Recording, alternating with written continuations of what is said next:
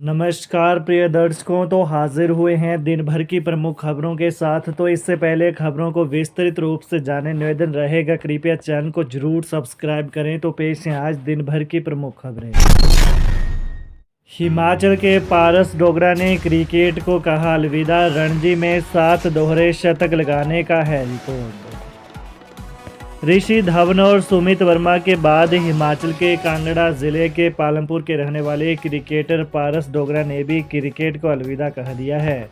रणजी में 31 शतक लगाने वाले पारस अब अंतिम 2 रणजी मैच खेलने के बाद किसी भी फॉर्मेट में नहीं खेलेंगे। 2001 में पारस डोगरा ने फर्स्ट क्लास क्रिकेट में डेब्यू किया था। उन्होंने अपनी क्रिकेट करियर में हिमाचल प्रदेश, पुडुचेरी और जम्मू कश्मीर की टीमों से रणजी, वनडे और टी20 मैच खेले हैं। वर्तमान में वो जम्मू कश्मीर टीम के सदस्य हैं। सड़क हादसों के पीड़ितों को मिलेगा 1.5 लाख रुपए तक कैशलेस इलाज।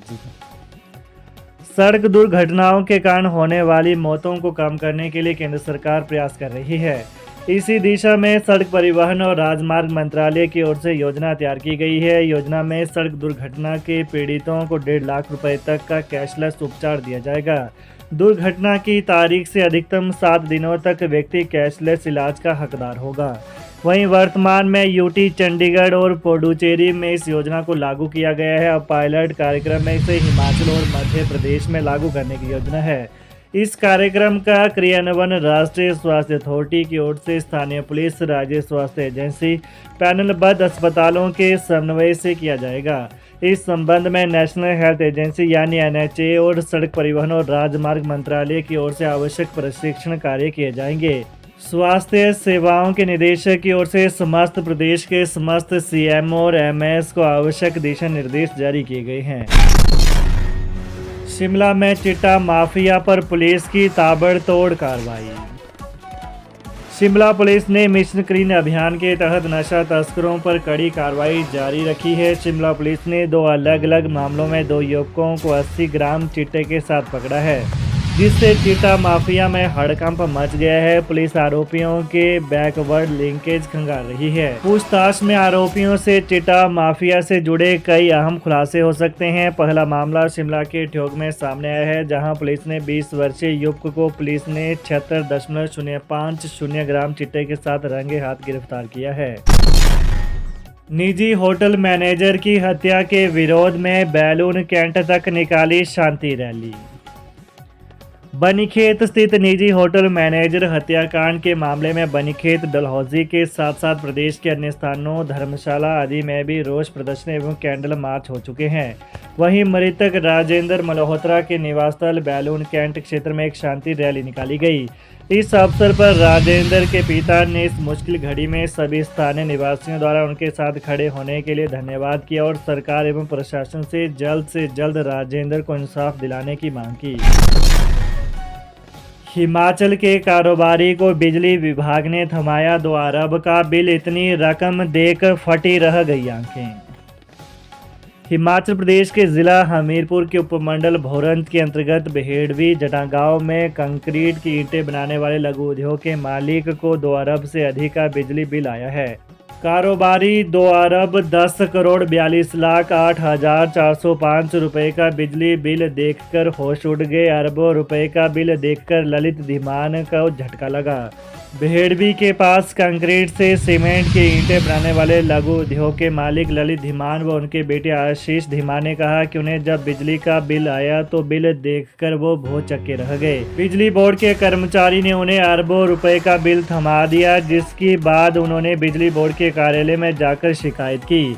शिकायत के बाद अब उन्हें 4,047 रुपये का बिल आया है। इस बारे में बिजली बोर्ड भोरंज के SDO अनुराग चंदेल ने कहा कि तकनीकी कारण के चलते इतना बिल आया है। शिकायत मिली थी कि उनका बिल दुरुस्त कर दिया गया है। अब उपभोक्ता 4,047 रुपये का बिल दिया गया है। नेता प्रतिपक्ष बोले, दिल्ली चुनाव में आम आदमी पार्टी और कांग्रेस दोनों का सुपड़ा होगा साफ। नेता प्रतिपक्ष जयराम ठाकुर ने कहा कि दिल्ली में इस बार भारतीय जनता पार्टी प्रचंड बहुमत के साथ अपनी सरकार बनाएगी। कांग्रेस और आम आदमी पार्टी का इस विधानसभा चुनाव में सुपड़ा साफ हो जाएगा। झूठ के हाथ पांव नहीं होते हैं और यह बहुत जल्दी बेनकाब हो जाता है। कांग्रेस और आपका विकास और गरीब विरोधी चेहरा पूरी तरीके से बेनकाब हो चुका है। इसलिए वो दिल्ली में चाहे जितने झूठ बोले या चाहे जितनी कस्में खा ले, एक भी दिल्ली वासी अब आम आदमी पार्टी और कांग्रेस की बातों पर एतबार नहीं करेगा। पेयजल आपूर्ति बहाल करने खून जमा देने वाली ठंड के बीच बर्फीले पानी में उतरे जल शक्ति विभाग कर्मी। हिमाचल प्रदेश की लाहौल घाटी में जल शक्ति विभाग के 3 कर्मियों सुनील कुमार, चतर सिंह और विजेंद्र ने खून जमा देने वाली ठंड के बीच सप्तधारा नाले में पानी के बीच उतरकर हिंसा गांव के लिए पेयजल आपूर्ति बहाल की। इसका एक वीडियो सोशल मीडिया में तेजी से वायरल हो रहा है। उप मुख्यमंत्री मुकेश अग्निहोत्री ने भी वीडियो शेयर करते हुए कर्मचारियों की निस्वार्थ सेवा भाव और प्रयासों की सराहना की। मुकेश ने लिखा, लाहौल स्पीति की कड़कड़ाती ठंड में जल शक्ति विभाग के कर्मचारियों ने अत्यंत विपरीत परिस्थितियों का सामना करते हुए बर्फीले पानी में उतरकर अपने जीवन की परवाह किए बिना लाहौल के हिंसा गांव की पेयजल आपूर्ति बहाल की। आप सभी की कर्मठता, साहस व समर्पण न केवल सराहनीय है बल्कि अन्य कर्मचारियों के लिए भी प्रेरणादायी भी है। आपकी इस अदम्य सेवा भावना ने प्रमाणित किया है कि कठिन से कठिन परिस्थितियों में भी मानवता सर्वोपरि है। केसीसी बैंक के कर्मचारियों को मिलेगी पदोन्नति अधिसूचना जारी। कांगड़ा केंद्रीय सहकारी बैंक की ओर से बैंक कर्मचारियों की प्रमोशन को लेकर अधिसूचना जारी कर दी गई है। जानकारी के अनुसार बीते 7 दिसंबर को बैंक निदेशक मंडल की ओर से डीपीसी के संदर्भ में रजामंदी कर दी गई थी। अधिसूचना के तहत बैंक के 207 ग्रेड 4 कर्मचारियों को ग्रेड 3 के पदों पर पदोन्नति प्रदान की गई है। इसके अलावा ग्रेड 3 के तहत 207 पदोन्नत कर्मचारियों के ट्रांसफर ऑर्डर भी निदेशक मंडल की ओर से जारी कर दिए हैं। इन सभी ट्रांसफर कर्मचारियों को तुरंत प्रभाव से 7 दिन के भीतर नई बैंक शाखा में पदभार संभालने के आदेश जारी किए गए हैं। बीपीएल के लिए बदलेंगे मापदंड, पेड़ कटान पर रोक। हिमाचल प्रदेश मंत्रिमंडल की बैठक आज मुख्यमंत्री सुखविंदर सिंह सुक्खू की अध्यक्षता में शिमला में आयोजित की गई। बैठक में कई बड़े फैसले लिए गए। मंत्रिमंडल ने पूर्व प्रधानमंत्री डॉक्टर मनमोहन सिंह को भावभीनी श्रद्धांजलि दी तथा उनकी स्मृति में 2 मिनट का मौन रखा। मंत्रिमंडल ने देश तथा हिमाचल प्रदेश के विकास में उनके महत्वपूर्ण योगदान की सराहना की।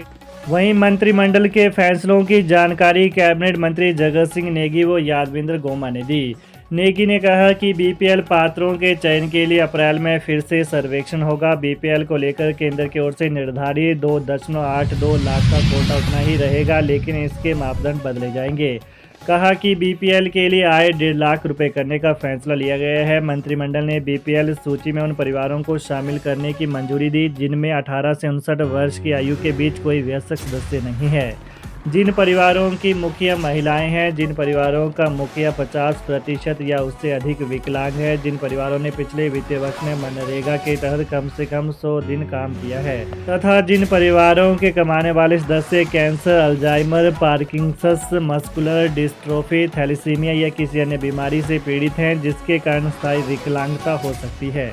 तो ये रही दिन भर की विशेष खबरें। हिमाचल की ताज़ा खबरों को जानने के लिए कृपया चैनल को अभी सब्सक्राइब करें। धन्यवाद।